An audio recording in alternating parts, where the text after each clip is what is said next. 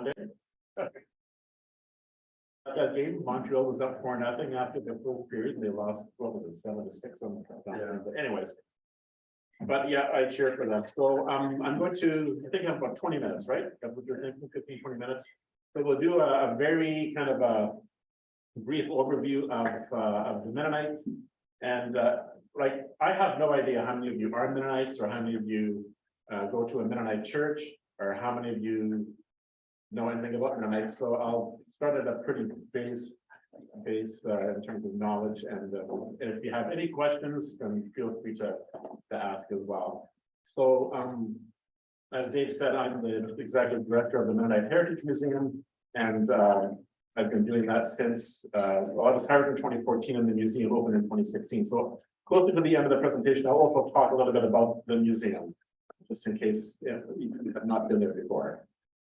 So Mennonites are part of an Anabaptist movement. The Anabaptist movement began during the time of the Protestant Reformation, and 1525 is seen as the starting point for the Anabaptist movement. And the Anabaptists believed in the separation of church and state, unlike the Protestant movement at the time and the Roman Catholic Church. Anabaptists really believed that the two should be separate. So that separation was signified by an adult baptism. So in the existing Roman Catholic Church and in the Protestant churches, they believed in infant baptism. So you were automatically baptized as a child and you were part of the church and part of the faith. And the Anabaptists felt that that should be an individual choice. When they're an adult, they should make that choice. So they signified that by adult baptism. So the first baptism was in 1525 in Zurich. So in 3 years, we will celebrate our 500th anniversary of the Anabaptist movement. And the movement spread quickly throughout Western Europe, but underwent severe persecution. And the movement eventually came under the leadership of a man named Mennonites. So that's where you get the name Mennonite, from Mennonites, who was a Roman Catholic priest in Netherlands, in Friesland. How many of you are Dutch? How many of you are from Friesland? Or parents are from Friesland? Okay, so you can still go to Friesland. You can still see the churches where Menno was the priest, and then where he served. And he was able to kind of gather the Mennonites or the Anabaptists, and basically became the leader of the movement through his writing. So, and unlike so many of the other Anabaptist leaders at that time, he actually lived to be an old man. Most of them died very young. Often they were arrested and imprisoned and executed, but he was somehow able to evade the authorities. There was a price on his head throughout the Holy Roman Empire, and he was kind of a cagey fellow and was able to always escape. And we lived to be an old man who died in northern Germany. So he wanted the Anabaptists to really focus their attention on the life and the teachings of Jesus Christ. So that's what he preached. He preached, living our lives following the teachings found in the Sermon on the Mount, and in particular, being people of peace. Okay. So 1525 was the beginning of the movement. By the 1530s, a lot of the Mennonites who were in the Netherlands fled to the east.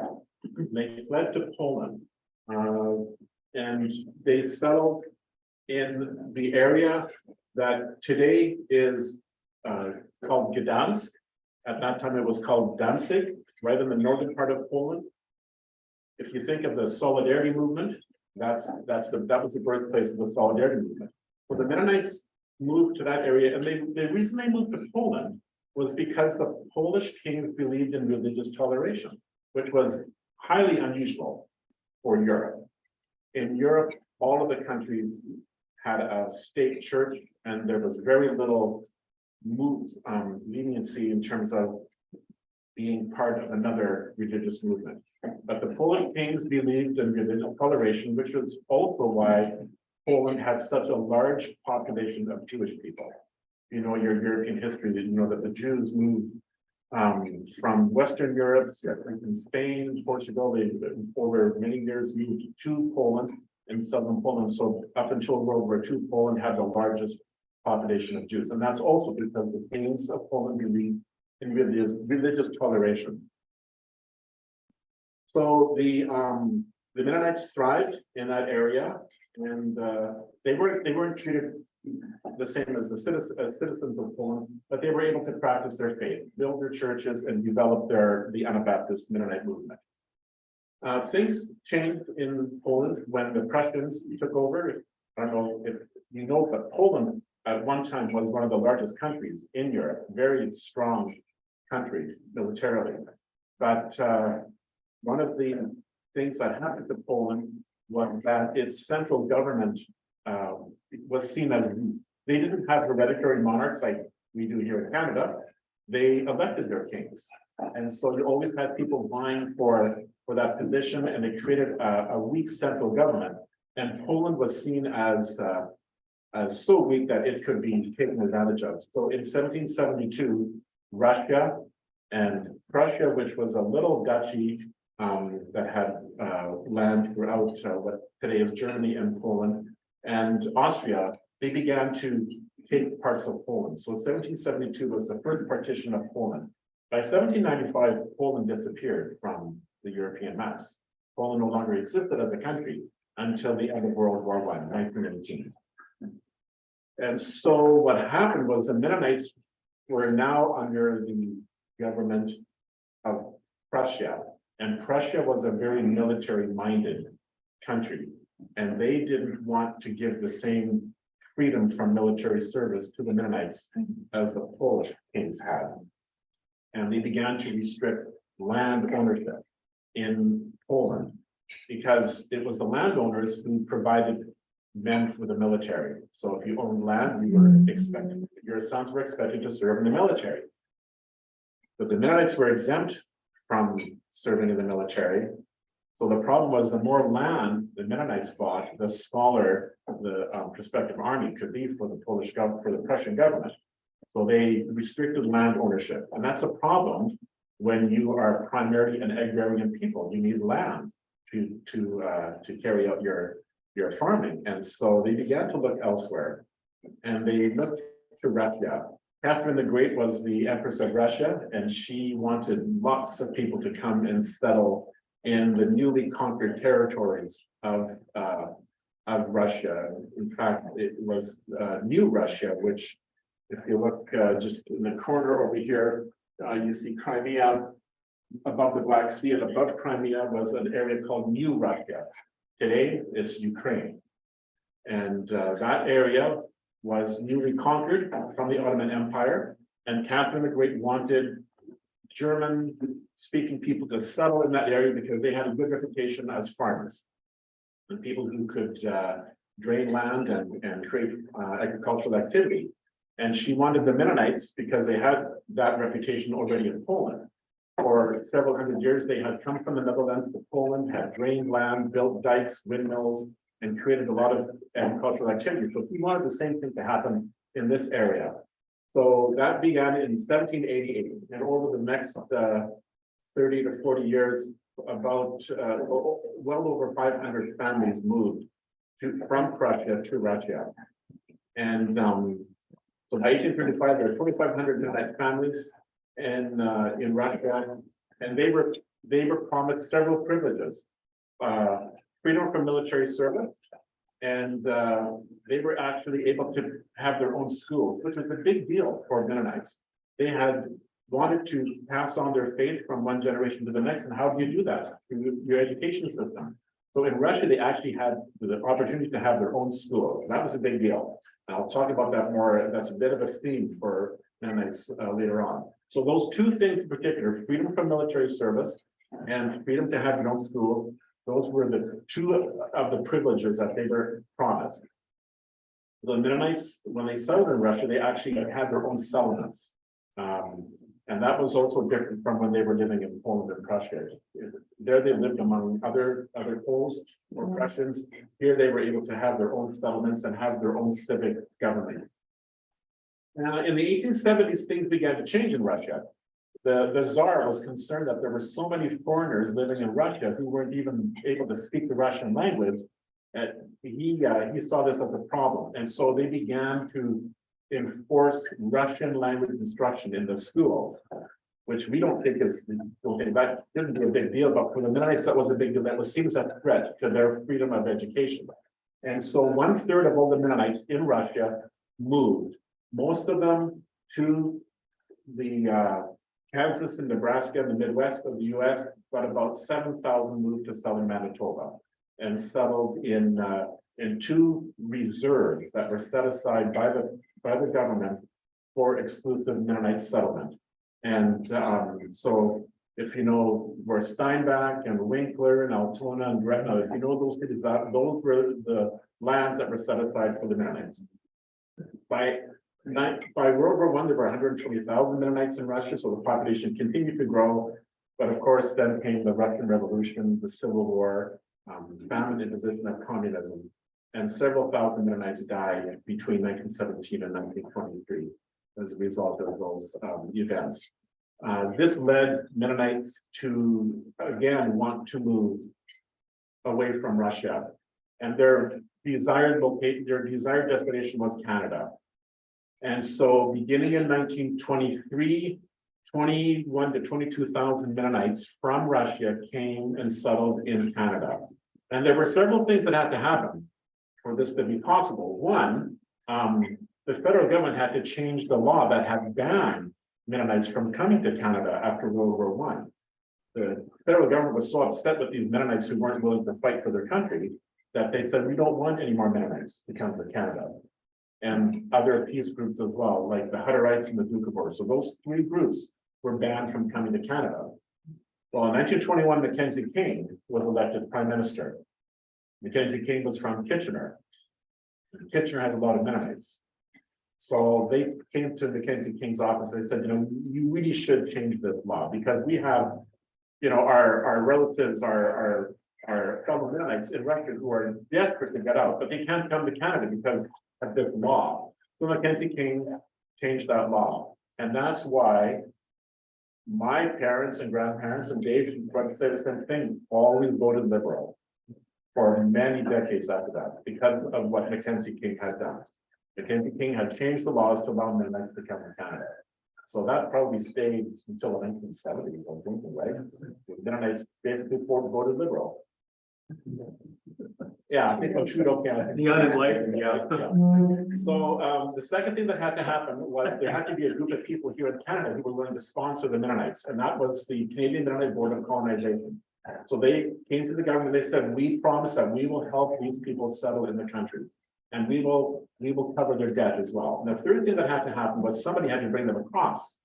And that's where the Canadian Pacific Railway came in. They were wanting to have people settled in Western Canada.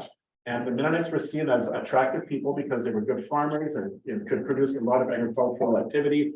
And so they agreed to cover the costs of anyone who could not pay their way.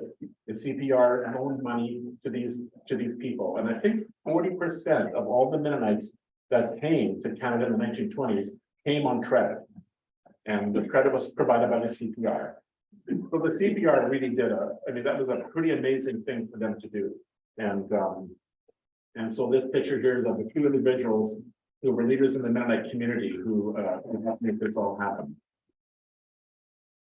So as I said, about 21,000 came to Canada, and 2/3, okay, there's a 2/3 traveled on credit, or maybe 40% did, but I think 2/3 traveled on credit.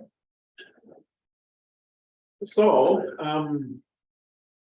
many of these Mennonites settled in the prairies, but very soon after settling in the prairies, a group began to see BC as a preferred destination, primarily because of the climate, right? And so in 1927, the Crane and Eckert Company placed an ad in the newspapers, in the prairie papers, and they advertised affordable land in Yarrow. And the reason this land was available was because the Sumas Lake had been drained. So by 1924, the lake was drained by the provincial government, and now you had a lot of additional farmland, respective farmland that could be purchased.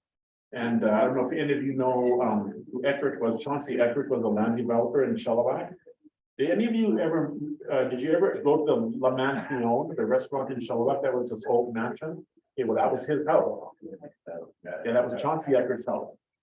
So he was very friendly to the Mennonites, and again, he wanted people to purchase his land and saw the Mennonites as good people to do that for him. So a couple of families came in the end of 1927, and by February 28th, there were about a dozen families that had come in, all just kind of word of mouth.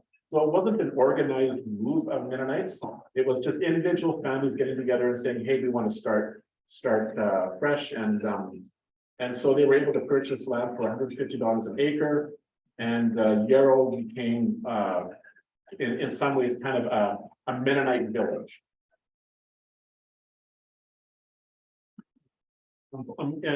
Employment was essential because at the beginning they weren't able to establish their own farm quickly, and so many families picked hops and picked tobacco. It's kind of ironic when you think about Mennonites, they're not usually associated with hops and tobacco, right? But they were desperate for income, so that's what they did. And the men worked in the logging camps. And eventually raspberries and strawberries became the cash crop for a lot of these families. And by 1943, there were 1,200 Mennonites living in Yarrow. So Yarrow was a very large population of Mennonites. Actually, in North America, it was the largest at one time. And other businesses began to flourish, and the Mennonites got together and formed a cooperative to allow farmers to market their berries and to process their berries.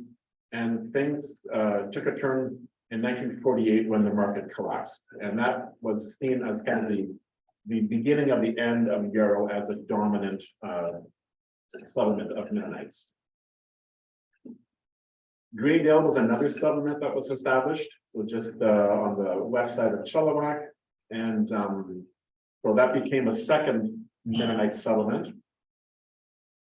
And,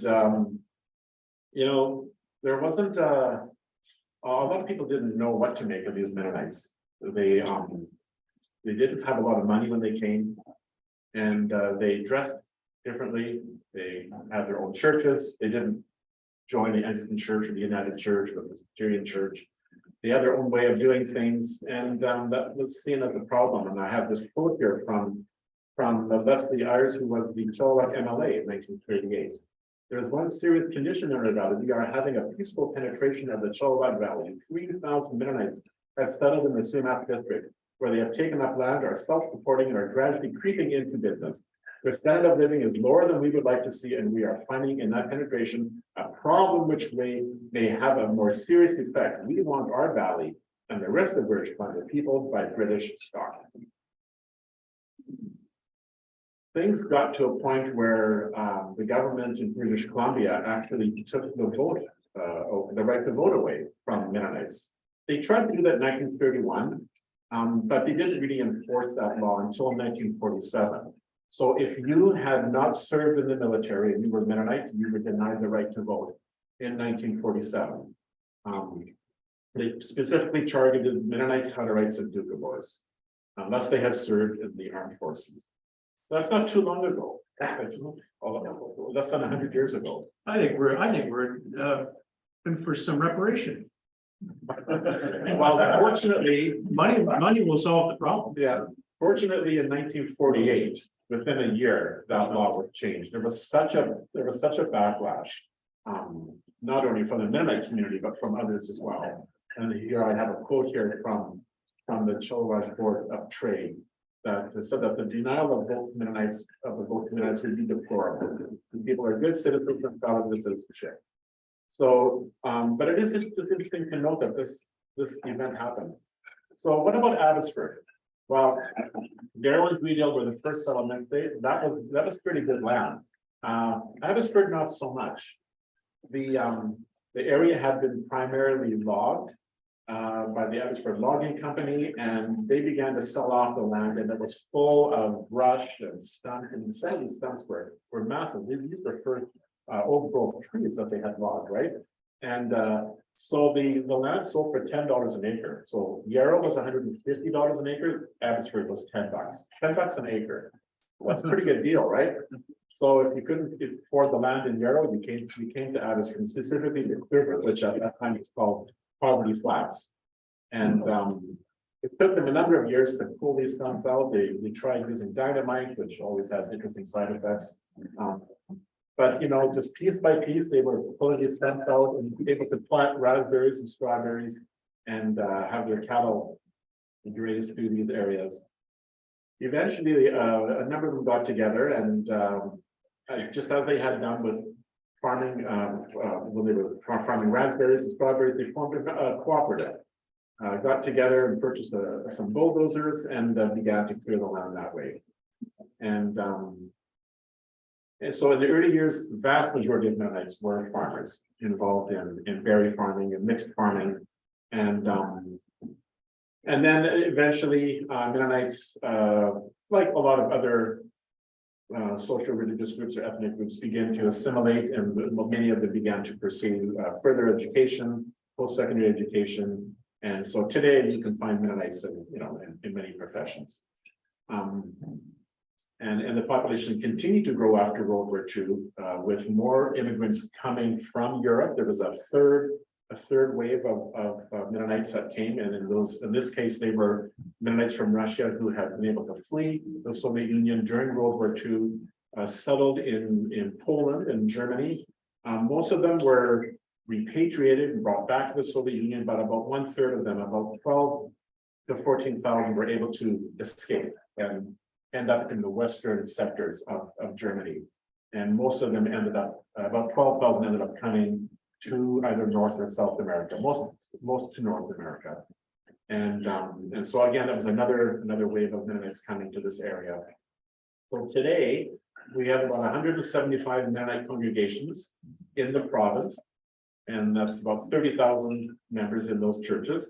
Abbotsford has, in last count, 21 Mennonite congregations. And their members and adherents comprise approximately 10% of Abbotsford's population. So it's really hard to know how many, like people ask, well, how many Mennonites are there? Well, first you have to define, okay, what is a Mennonite today, right? Mennonites 100 years ago were people from Russia who spoke German and attended Mennonite churches. But today, Mennonites can be found throughout the province. And in these churches, there are many people who don't have that background. They don't have a German language background. They don't have parents or grandparents who came from Russia. And so it's really hard to talk about even the definition of a Mennonite, because Mennonites today have churches that are in Spanish, and Hindi, Vietnamese, Laotian, and Arabic, even here in the area. So, Richard, if my math is correct, that means roughly half the members of Mennonite congregations in the province are right here in Abbotsford. yeah. Okay. Yeah. So, for example, churches like Northview, South Abbotsford, Central Heights, Ross Road, they're fairly large congregations, right? Yeah. So Richard, we consider anyone who is attending Northview to be Mennonite? Well, if we're counting people who are part of the Mennonite church, then that's, yeah, so it gets confusing, right? Yeah. So, so that's kind of a brief snapshot of Mennonites and their story. Yeah. Hi, one of the things that's interesting, my wife's a Hildebrandt, right? Mhm. Her family came from Ukraine, my family came from Ukraine, but my last name is Bramwell. And I'm treasurer of Clearbrook MD Church, which is one of the larger Mennonite Southern churches in the Fraser Valley. Yeah. And so I just finished my budget then. So you kind of wonder if that happened, right? So I was sitting in the congregation and joined the church, and council member came up to me and put his hand on my shoulder, which everybody here that knows me knows I'm not used to that. So, and he said, "You're an accountant," and I thought, "Oh, dear." So I ended up treasurer. So now here I am, a Bramwell. Bramwell and the Mennonite. Treasurer Yeah. of Clearbrook MD Yeah. Church. Sacrilegious. Over $500,000 budget. Sacrilegious. And hundreds of members, Yeah. and one of the most influential senior churches in Brisbane. Yeah. Yeah. So like I said, the face of the Mennonite church has changed drastically over. Yeah. Richard, as someone that grew up in Elmira, Ontario, which is just north of Thiessen, Yeah. obviously known as Berlin until 1914. Mhm. It always amuses and helps me, and I should say that if we're talking about Mennonite pedigrees, my mother grew up on a horse buggy Mennonite farm, spoke to her German. I milk cows at 3 a.m. by lantern light, and if a cow steps and you have to curse it below German because it doesn't understand English. So those are my bona fides as a Mennonite. I'm always amused and intrigued by the Mennonite story that we tell in this community, because it's always the Russians. That's right. But you made a passing reference to the fact that there were Mennonites in Kitchener that were critical to the access of Russian immigrants. Why do Mennonites out here not talk about the immigration to the West? They always talk about the East, but Mennonites immigrated to the West through England, ultimately to Pennsylvania. Yeah. You talked about Nebraska, and I think Iowa, but you didn't mention Pennsylvania, which was, from my understanding, the east central location for most Mennonite arrivals pre-1900s. Mhm. And then northward growth to southern Ontario, Yeah. long before Steinbeck and those treaty areas. Why are Mennonites out here so ignorant, and I use that word in the sense of not knowing? Yeah. Of the eastward movement of Mennonites in their story? Why is it always the Russian via DPR story? Well, I think it's because there were until recently, there were very few Mennonites who had that slogan that settled in this area. Right, but I mean, if we're talking about Mennonites in Canada, Yeah, actually the Western immigration preceded the Eastern immigration by almost 100 years, if I'm not mistaken. yeah, by just after the American Revolution. Yeah, That's when Mennonites from the United States, who had primarily a Swiss South German yeah. Dutch. background, they called them Pennsylvania Dutch, but that was actually, they were German, they were Well, Deutsch. they call the language Pennsylvania Dutch, but they Yeah. identify themselves as German. And now the confusing thing in Mennonites is that Mennonite churches in Ontario are considered part of the old Mennonite or old order Mennonite conference globally. Yeah. And yet there's happening as anything that's happening in Northview in many cases. Yeah, so there was this movement of Mennonites who, instead of moving, like you're right, instead of moving east to They went Poland, west. they moved west, and the first ones came to Pennsylvania, to Germantown, which is now part of Philadelphia. I think it's 1689. I think that was the first settlement. So Dave, I've got an expert here now confirming that my Mennonites got here before your Mennonites. I belong to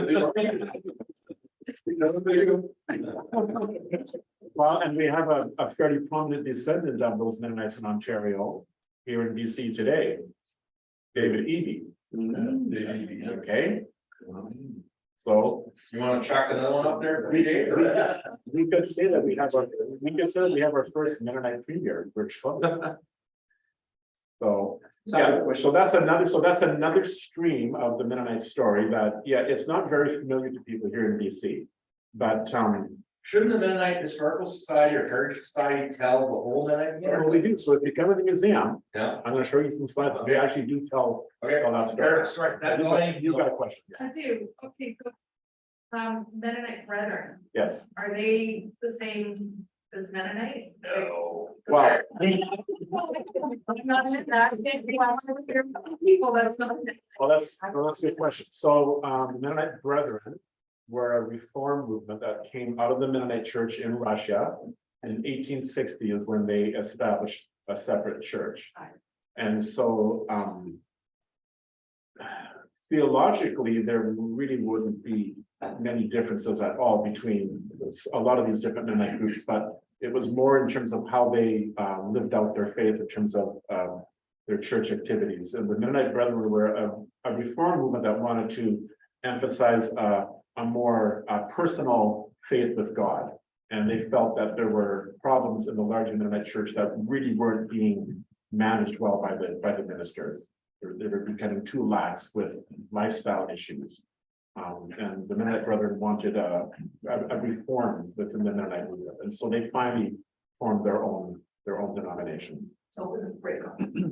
Yeah, but the Mennonite Brethren and the Mennonite Church and many of the other Mennonite churches, they actually still on paper you would say, well, there's really no difference. but it's more in terms of some of their personal emphases. But they also do cooperate with organizations like Mennonite Central Committee and Mennonite Disaster Service, NEDA, Mennonite Economic Development Associates. So they still work together, but they've chosen to emphasize different aspects of the Christian faith. I'll just take a few minutes just to go through some slides so that you understand what we're doing at the museum. So this is our main building, just located south of the freeway here, and was finished, it opened in January 2016. So as part of the exhibit, we tell the 500-year story of the Mennonites. And Bruce, right there, you can see the panel that talks about the arrival of the Mennonites in North America and Germantown, Pennsylvania, and then coming up to Ontario. So you get a little wall there, okay? Wow, So, you know, at least it's something, right? Yeah, well, I'm a Mennonite. What am I gonna do? Fight you on it? Yeah. Yeah. But our museum focuses on that stream of the Mennonites that went from the Netherlands to Poland, to Russia, to Western Canada, and settling in the Fraser Valley. Because there's many other streams of the Mennonite movement.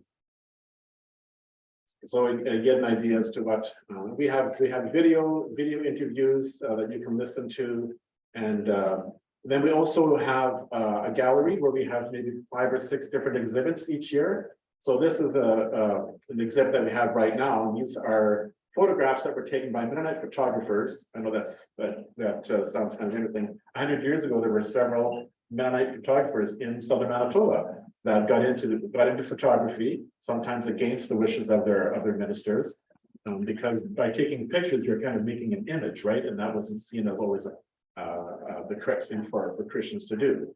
But they took these pictures, and it's a very fascinating exhibit.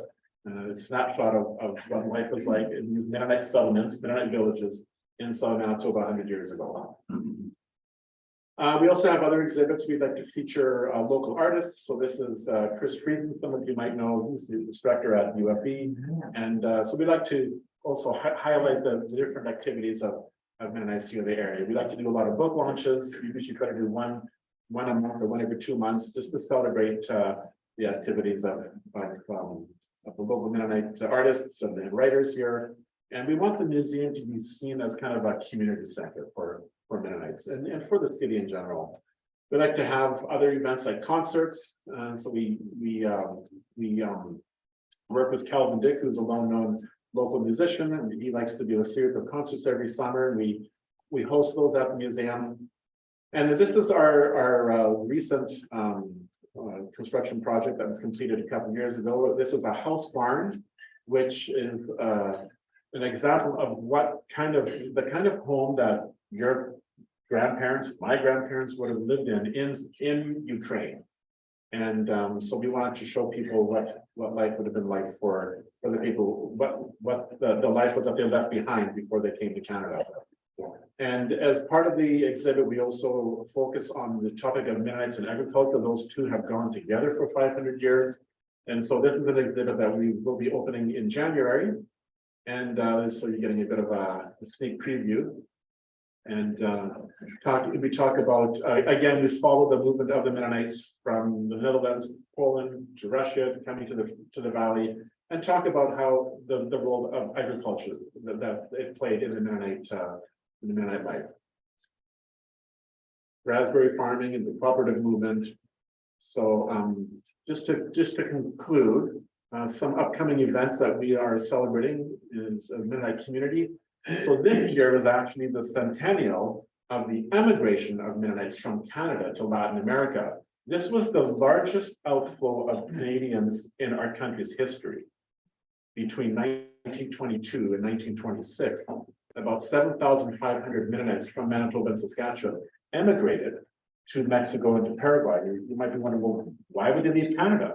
They came in the 1870s, and it was seen as a place of refuge. So why 50 years later would they have left Canada? And why would they be leaving at the same time that 21,000 other Mennonites from Russia are coming to Canada? The reason these Mennonites left was because they felt that the government had reneged on a promise that they had made in the 1870s. In the 1870s, they promised the Mennonites that they could be free from military service and they could have their own private schools.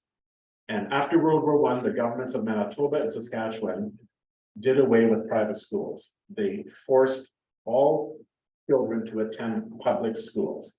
And this was seen as a betrayal of the promise that had been made to the Mennonites 50 years earlier. Now, the Mennonites didn't understand that the federal government really shouldn't have ever made that promise in the first place, because education is a provincial jurisdiction, not a federal one, right?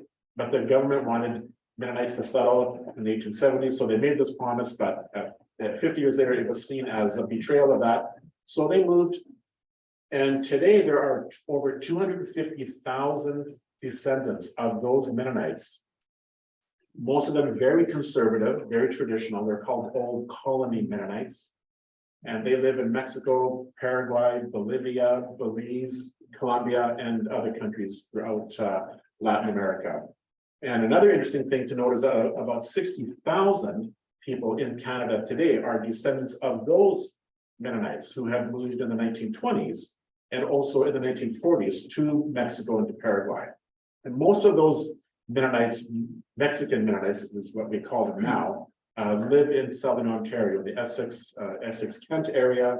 We don't have very many here in BC, but there are a number in Alberta and Manitoba as well.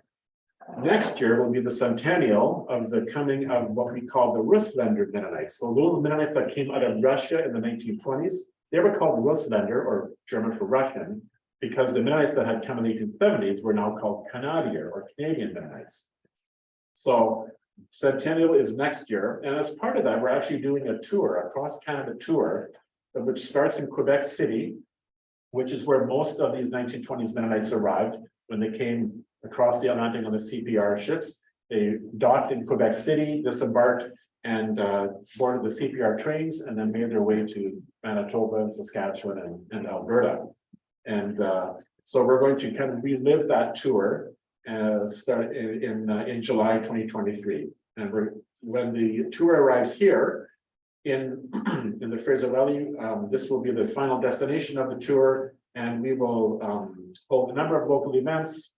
And we will also commemorate the draining of the Sumas Lake, which made Mennonite settlement possible on the Sumas Prairie, but also significantly impacted the Indigenous communities here. So we want to mark that as a time in our history that is still a very live topic today, right? And as I mentioned earlier, 2025 will be the 500th anniversary of the founding of the Anabaptist movement. So some things that we have as an opportunity to look forward to. So thanks for your attention.